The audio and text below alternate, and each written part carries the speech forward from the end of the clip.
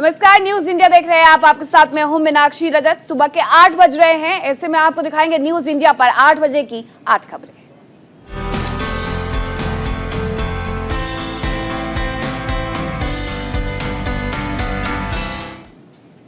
सबसे पहले आपको दिखाते हैं कि आखिरकार वो 8 खबरें कौन सी हैं जिस पर हमारी नजर रहने वाली है। तो पहली खबर की अगर बात करें तो पहली खबर संसद के मानसून सत्र को लेकर है। वहीं दूसरी खबर राष्ट्रपति चुनाव को लेकर है। तो तीसरी खबर ये है कि एनडीए के उपराष्ट्रपति पद के उम्मीदवार जगदीप धनखड़ आज नामांकन करने वाले हैं। इसके साथ चौथी खबर नीतीश के नालंदा से है, जहां एक युवक को किडनैप कर लिया गया है। पांचवी खबर बाढ़ बारिश से जुड़ी है कि आखिर ऐसा तेलंगाना के सीएम ने क्या कह दिया जिस पर सियासत तेज हो गई है। वहीं छठी खबर हिमाचल प्रदेश के बद्दी से है, जहां से आपको कार का लाइव रेस्क्यू दिखाएंगे।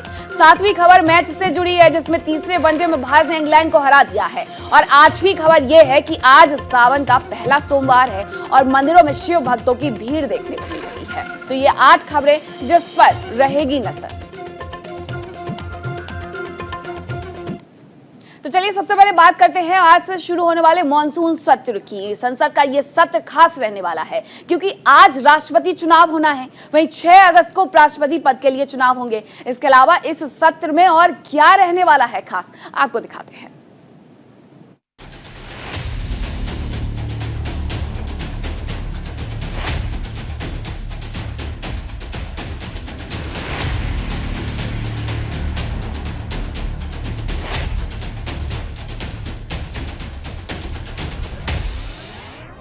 इस बार का संसद का मानसून सत्र कुछ खास रहने वाला है। सत्र ऐसे समय में हो रहा है जब राष्ट्रपति और उपराष्ट्रपति चुनाव की गहमा गहमी चल रही है। राष्ट्रपति उम्मीदवारों के नाम पर सत्ता पक्ष और विपक्ष के बीच जंग चल रही है। इसके अलावा विपक्ष अग्निपथ योजना, बेरोजगारी और महंगाई जांच एजेंसियों के कथित दुरुपयोग जैसे मुद्दों को लेकर सरकार पर पहले से ही हमलावर है। लिहाजा इस बात की पूरी आशंका है कि विपक्षी दल संसद में अपना अपना पक्ष जोरदार तरीके से रख सकते हैं। और यही वजह है कि संसद का सत्र शुरू होने से पहले लोकसभा अध्यक्ष ओम बिरला ने सर्वदलीय बैठक की, जिसमें उन्होंने नेताओं को सत्र की तैयारी की जानकारी दी। बैठक के दौरान ओम बिरला ने सभ्यता, गरिमा और अनुशासन के साथ कार्रवाई के सुचारू संचालन के लिए सभी दलों से सहयोग की मांग की, जबकि विपक्ष ने अग्निपथ योजना, बेरोजगारी और किसानों के मुद्दे पर चर्चा की मांग की। सभी दलों के नेताओं ने, सरकार की तरफ से संसदीय कार्य मंत्री ने ये आश्वस्त किया है कि हम सदन की कार्रवाई में सहयोग करेंगे, महत्वपूर्ण मुद्दों पर चर्चा भी करेंगे, विधेयक पर भी चर्चा करेंगे। वहां पर जाकर हम अपने मुद्दे रखेंगे, जैसा कि इन्फ्लेशन का है, प्राइस राइज, अग्निपथ, उसके बाद में और लॉ एंड ऑर्डर सिचुएशन, और जो फेडरल स्ट्रक्चर को जो धोखा हो रहा है, वो ये सारी चीजें उनके सामने रखेंगे। सत्र में सरकार 14 लंबित बिल और 24 नए बिल पेश कर सकती है। संसद के पिछले सत्रों की तरह इस सत्र में भी कोविड-19 प्रोटोकॉल का पालन किया जाएगा और इस संबंध में पूरी व्यवस्था भी की गई है। देखा जाए तो पहले जब सत्र चल रहा था तो विपक्षी नेता पार्लियामेंट के अंदर विरोध प्रदर्शन करते थे, नारेबाजी करते थे, तमाम तरह की बातें करते थे। लेकिन इस बार जो गाइडलाइन जारी हुई है उसमें साफ तौर पे कहा गया है कि पार्लियामेंट के अंदर कोई असंसदीय भाषा का प्रयोग नहीं करेगा, पार्लियामेंट के अंदर कोई विरोध प्रदर्शन नहीं करेगा, नारेबाजी नहीं करेगा। कुल मिला के देखा जाए तो मानसून सत्र बहुत ही महत्वपूर्ण है। Rajeev Tiwari, News India, Delhi. बात राष्ट्रपति चुनाव की, जिसको लेकर तैयारियां पूरी हो चुकी हैं। लोकसभा अध्यक्ष ओम बिरला ने पक्ष और विपक्ष दोनों से सहयोग की अपील भी की है। साथ ही जानिए कि राष्ट्रपति चुनाव में वोटिंग कैसे होती है, देखिए ये हमारी रिपोर्ट। 135 करोड़ जनता को इंतजार, कौन बनेगा देश का अगला राष्ट्रपति, कौन बढ़ाएगा दरबार हॉल की शोभा।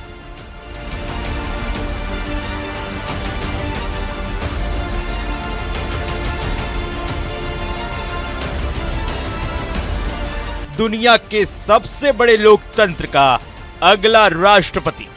क्या इस बार देश को मिलेगा पहला आदिवासी राष्ट्रपति या फिर एक नौकरशाह और राजनेता?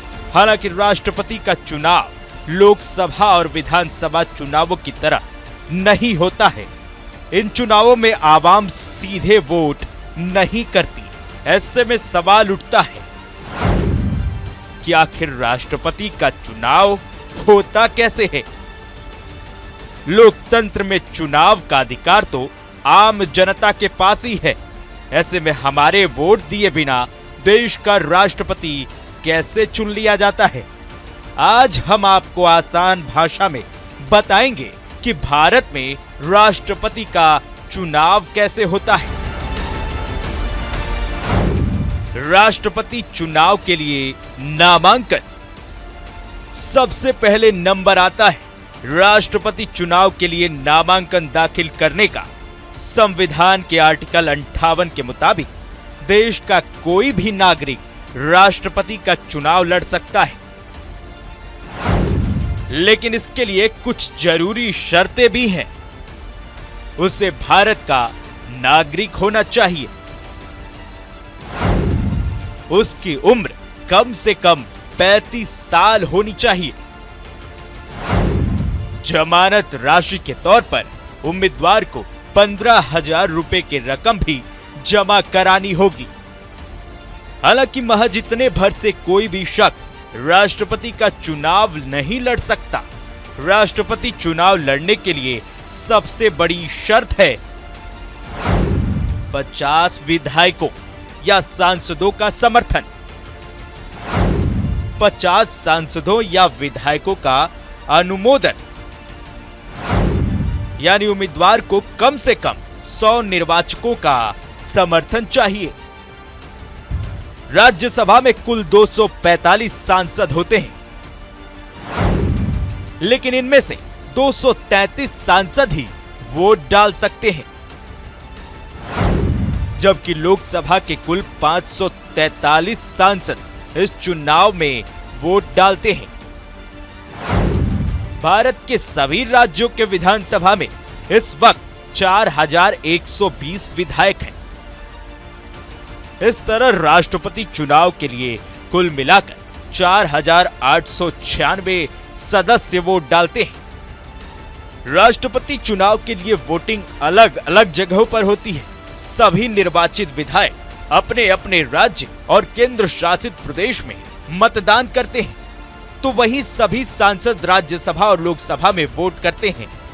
वोट डालने के लिए निर्वाचित सांसदों और विधायकों को मतपत्र दिए जाते हैं। इस तरह से देश के सर्वोच्च नागरिक को चुना जाता है। देश को अगला राष्ट्रपति 25 जुलाई को मिल जाएगा। इस पद पर कौन काबिज होगा ये 21 जुलाई को पता चलेगा, लेकिन सियासी दलों ने इसके लिए अपने अपने मोहरे बिछा दिए हैं। अब देखना होगा कि किसकी रणनीति काम करती है और कौन राष्ट्रपति की कुर्सी पर काबिज होता है। Bureau report, news India. और अब बात करेंगे एनडीए के उपराष्ट्रपति पद के उम्मीदवार जगदीप धनखड़ की, जो आज अपना नामांकन दाखिल करेंगे। इस दौरान बीजेपी के कई वरिष्ठ नेता भी मौजूद रहेंगे। गौरतलब है कि शनिवार को पीएम मोदी की मौजूदगी में हुई बीजेपी संसदीय बोर्ड की बैठक के बाद पार्टी अध्यक्ष जेपी नड्डा ने धनखड़ को उपराष्ट्रपति पद के उम्मीदवार बनाए जाने की घोषणा की थी। और ऐसे में अब आज नामांकन।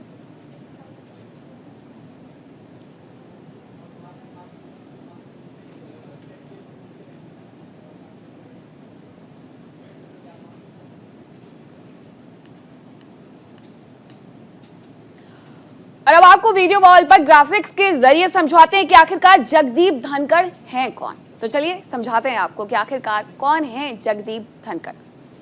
बात करेंगे जुलाई 2019 से पश्चिम बंगाल के राज्यपाल हैं जगदीप धनखड़।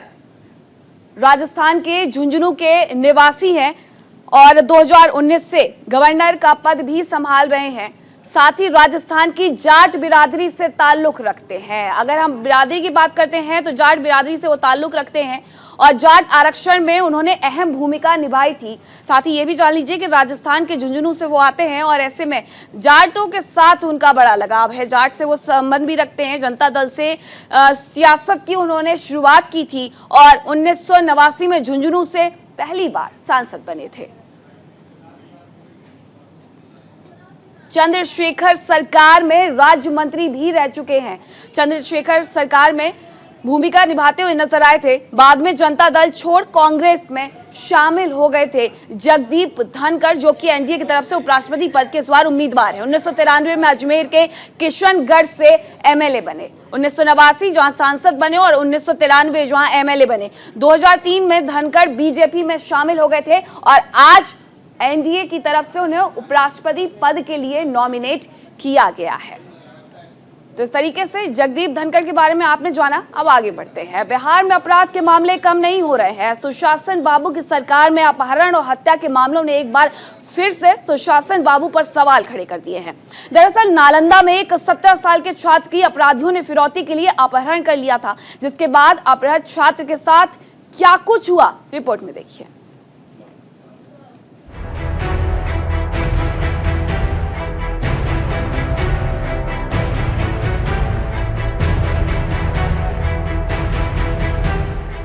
बिहार में सुशासन बाबू के नाम से मशहूर नीतीश कुमार के राज में पिछले कुछ दिनों से आपराधिक घटनाएं थमने का नाम नहीं ले रही। इन घटनाओं से ऐसा लग रहा है कि मानो सीएम नीतीश कुमार का सुशासन से दूर का रिश्ता है। दरअसल पूरा मामला नालंदा में बिहार थाना क्षेत्र के घनेश्वर घाट मोहल्ले का है, जहां दिन दहाड़े पिस्टल की नोक पर एक छात्र का अपहरण कर लिया गया और फिरौती के लिए छात्र को बेल्ट और पिस्टल की बट से पीटा गया। नालंदा में छात्र का अपहरण, नाबालिग छात्र का दिन दहाड़े अपहरण। ट्यूशन पढ़ने के लिए गया था छात्र, 2 लाख रुपए की फिरौती की मांग, पिस्टल की बट से छात्र की पिटाई, फिरौती नहीं देने पर जान से मारने की धमकी। तस्वीरों में दिख रहा है ये छात्र 17 साल का निशांत कुमार है, जिसका अपहरण अपराधियों ने फिरौती के लिए कर लिया। छात्र निशांत कुमार का कहना है कि घनेश्वर घाट मोहल्ला में ट्यूशन पढ़ने के लिए गया था, तभी 2 बाइक पर आए 4 अपराधियों ने पिस्टल की नोक पर अपहरण कर लिया और पिस्टल की नोक पर पिटाई भी की। लोग आए T20 पल्सर बाइक से, वहाँ से मेरे को किडनैप करके ले गए पिस्टल गिरा कर, फिर लेकर वो दीपनगर होते हुए ले गए थे उधर नालंदा के साइड, जहाँ से पहाड़ दिख रहा था। ये बेल्ट से मारता था, वहाँ तो उतारने के बाद बेल्ट से मारता था, इधर पीछे पिस्टल से मारता था। दूसरी ओर फिरौती को लेकर अपराधियों ने छात्र के पिता को फोन कर 2 लाख रुपए की डिमांड की, जिसके बाद 20,000 पर बात बनी। वहीं अकाउंट में पैसा भेजने पर अपराधियों ने नालंदा मोड़ पर छात्र को छोड़कर राजगीर की तरफ निकल गए, जिसके बाद घायल छात्र किसी तरह से दीपनगर थाना पहुंचा, जहां से उसके परिजन उसे इलाज के लिए सदर अस्पताल लेकर आए। वहीं इस मामले को लेकर बिहार थाना अध्यक्ष संतोष कुमार ने बताया कि आसपास के इलाकों की सीसीटीवी फुटेज की जांच की गई, जिसमें कुछ संदिग्धों की पहचान की गई है। फिलहाल पुलिस पूरे मामले की जांच में जुटी हुई है। वहीं बिहार में बिगड़ती कानून व्यवस्था और हाल ही के दिनों में घटी आपराधिक घटनाओं को लेकर विपक्ष भी लगातार नीतीश सरकार पर हमलावर है। मालूम हो कि पिछले कुछ दिनों में बिहार में अपराध की घटनाओं में लगातार इजाफा हुआ है। अगर बिहार में आपराधिक घटनाओं को लेकर पिछले 5 साल की बात करें तो साल 2017 में कुल मामले 8,972 आए थे, जिनमें से अपहरण का 42 मामला था। वहीं 2018 की बात करें तो 10,310 मामले आए थे, जिनमें से 46 मामला अपहरण का था। वहीं 2019 में 10,925 मामले सामने आए थे, जिसमें से 43 मामला अपहरण का था। 2020 की बात करें तो 4,982 मामले आए थे, जिनमें से 18 मामला अपहरण का था। और अगर 2021 की ओर नजर डाली जाए तो 10,205 मामले दर्ज किए गए थे, जिनमें से 36 मामले अपहरण के दर्ज किए गए। बहरहाल इन आंकड़ों से शायद ये तो समझ आ ही गया होगा कि बिहार में आपराधिक घटनाओं के मामले लगातार बढ़ रहे हैं। ऐसे में नीतीश सरकार को बिहार से अपराध खत्म करने की जरूरत है, जिससे बिहार की जनता के दिलों में सुशासन बाबू की छवि बनी रहे। नालंदा से संवाददाता ऋषिकेश के साथ न्यूज इंडिया की रिपोर्ट। तेलंगाना के मुख्यमंत्री के चंद्रशेखर राव ने दावा किया है कि देश में कई जगहों पर बादल फटना विदेशी साजिश का नतीजा हो सकता है। साथ ही उन्होंने ये भी कहा है, लेकिन हमें ये नहीं पता कि इसमें कितनी सच्चाई है। देखिए इस रिपोर्ट में।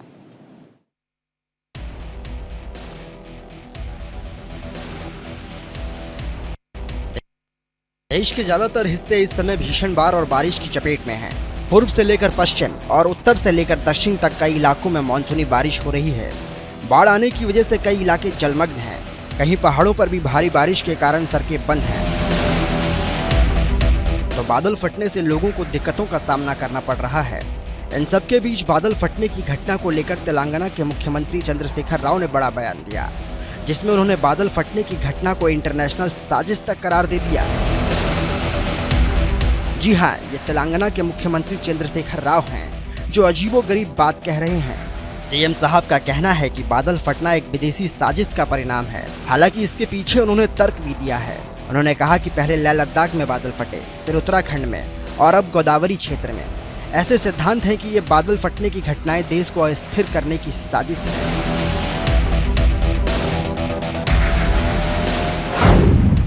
बादल फटने की एक नई प्रक्रिया अब देखी जा सकती है। कुछ लोग कह रहे हैं इसमें साजिशें शामिल हैं।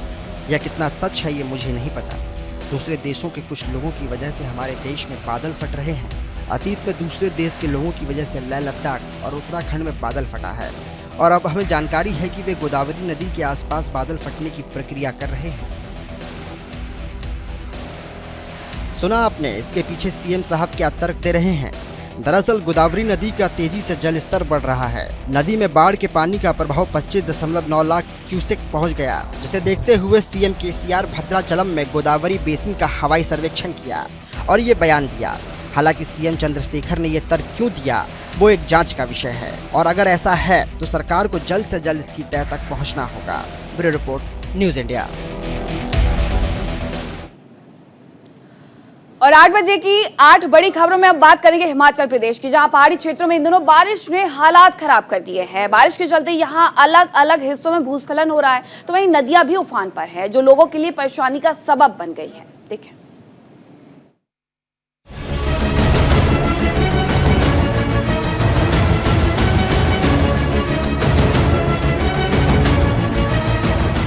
देवभूमि हिमाचल में इन दिनों बारिश ने लोगों के लिए मुसीबत खड़ी कर दी है।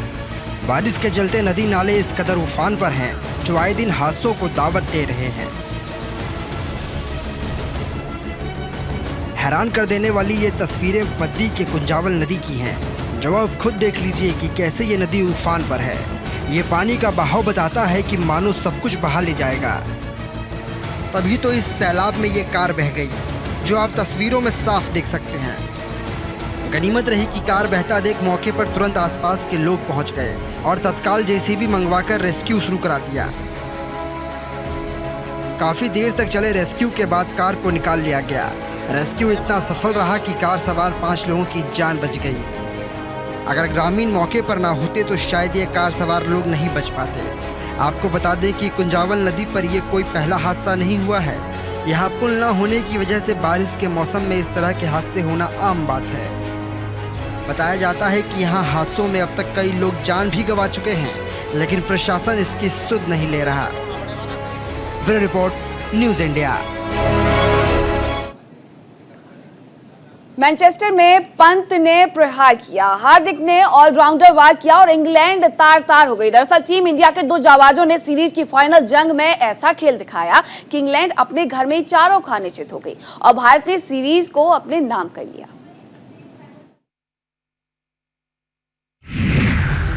हार्दिक पंत का धमाका, इंग्लैंड में जीत की पताका। अंग्रेजों का काम तमाम, सीरीज इंडिया के नाम। पंत की शतकीय इंग्लैंड पर पड़ी भारी। मैनचेस्टर में पंत ने किया प्रहार, हार्दिक ने किया ऑलराउंड वार और इंग्लैंड हो गई तार-तार। टीम इंडिया के 2 जांबाजों ने सीरीज की फाइनल जंग में ऐसा खेल दिखाया कि इंग्लैंड अपने घर में ही चारों खाने चित हो गई और भारत ने सीरीज को अपने नाम कर लिया। इंग्लैंड से भारत को 260 रन का लक्ष्य मिला था। जिसे टीम इंडिया ने 5 विकेट खोकर हासिल कर लिया। टीम इंडिया ने मुकाबले को 5 विकेट से ही अपने नाम किया और सीरीज पर 2-1 से कब्जा कर लिया। टीम इंडिया की इस जीत के हीरो रहे विकेटकीपर बैट्समैन ऋषभ पंत और ऑलराउंडर हार्दिक पांड्या। ऋषभ ने जहां बल्ले से बार करते हुए शतकीय पारी खेली और मैच को फिनिश किया, वहीं हार्दिक ने पहले गेंद और उसके बाद बल्ले से इंग्लैंड की हालत पतली कर दी। जो टीम इंडिया 72 के स्कोर पर 4 विकेट गंवाने के बाद संघर्ष कर रही थी, पंत और पांड्या ने बल्लेबाजी का ऐसा वार किया कि इंग्लैंड अपने घर में धराशायी हो गई। टीम इंडिया के लिए ऋषभ पंत ने 113 गेंदों पर 125 रन की पारी खेली, जिसमें 16 चौके और 2 छक्के शामिल रहे। वहीं हार्दिक पांड्या ने 55 गेंदों पर 71 रन की पारी खेली, जिसमें 10 चौके शामिल रहे। इससे पहले टीम इंडिया ने टॉस जीतकर इंग्लैंड को बल्लेबाजी का न्योता दिया। रोहित का दाव निशाने पर लगा। मोहम्मद सिराज और हार्दिक पांड्या ने खतरनाक गेंदबाजी करते हुए इंग्लैंड के टॉप ऑर्डर की कमर तोड़ दी, लेकिन बटलर ने अर्धशतक लगाकर इंग्लैंड के स्कोर को 250 के पार पहुंचा दिया। टीम इंडिया के लिए हार्दिक पांड्या ने 24 रन देकर 4 विकेट लिए। वहीं युजवेंद्र चहल ने 60 रन देकर 3 विकेट चटकाए। जवाब में भारत की शुरुआत खराब रही। ओपनर शिखर धवन 1 रन बनाकर आउट हो गए। कप्तान रोहित भी कुछ खास नहीं कर पाए और कोहली का खराब फॉर्म जारी रहा, लेकिन पंत और पांड्या ने हिम्मत नहीं हारी और टीम इंडिया के लिए जीत का प्लेटफॉर्म तैयार कर दिया। हार्दिक तो आउट हो गए, लेकिन पंत ने जीत दिलाकर ही दम लिया और सीरीज टीम इंडिया के नाम हो गई। Sports desk, news India. और 8 बजे की 8 बड़ी खबरों में हम नजर डालेंगे 8वीं खबर पर। आज सावन का पहला सोमवार है, जिसको लेकर देवों के देव महादेव के भक्तों में काफी उत्साह है। एक तरफ जहां कांवड़ यात्रा जारी है, कांवड़ लेने के लिए श्रद्धालु महादेव की नगरी हरिद्वार पहुंच रहे हैं, तो वहीं महादेव के मंदिरों में भी श्रद्धालुओं की भीड़ देखने को मिल रही है। जलाभिषेक कर श्रद्धालु भगवान शिव से सुख समृद्धि की कामना करते हैं। वहीं कांवड़ यात्रा को लेकर किसी तरह की अनहोनी ना हो, जिसको लेकर पुलिस प्रशासन नजर बनाए हुए है।